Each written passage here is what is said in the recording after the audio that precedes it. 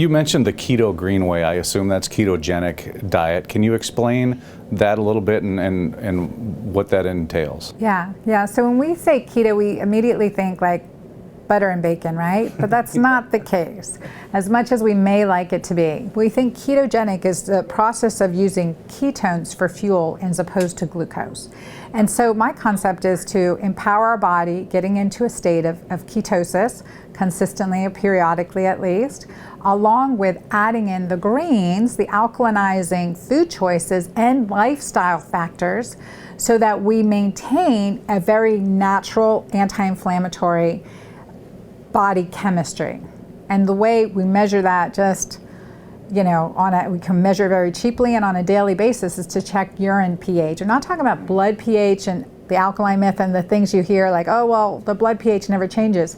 That's right, it doesn't change. When we're measuring blood pH, we're actually taking a needle into our artery and measuring a blood gas. We're measuring a very quick sample of arterial blood, not venous blood like we draw for giving a blood sample, but arterial blood pH, which maintains very specifically around 7.4. A little bit higher, a little bit lower, like we're dead, right? Yeah. So but how do we maintain that blood pH? Minerals, electrolytes, and where do we get those from if we're living in a highly acidic lifestyle? A highly acidic lifestyle and food sources like bacon and butter, right, for instance.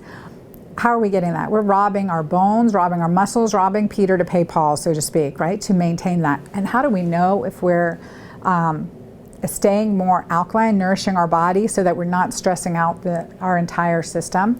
Easily and inexpensively, like for pennies a day, checking our urinary pH, because that does fluctuate. It fluctuates with what we eat. It fluctuates with, often, if we're stressed, how we think. That can turn our bodies quite acidic, because those hormones require nutrients to be made to form and enzyme reactions to be followed up on. And so that's what's so exciting. So I teach people to incorporate low carbohydrate, alkalinizing food choices, as well as lifestyle choices like meditation. That can be very alkalinizing to our body, bringing down the stress hormone cortisol. We know that from science that works. That's a great anti-aging practice as well. And so by measuring what works for me and what works against me, we can tease that out. And so that's what I like encourage us to do, because it costs pennies and it gives us a lot of self-discovery, which is key to how we eat and how we live our lives.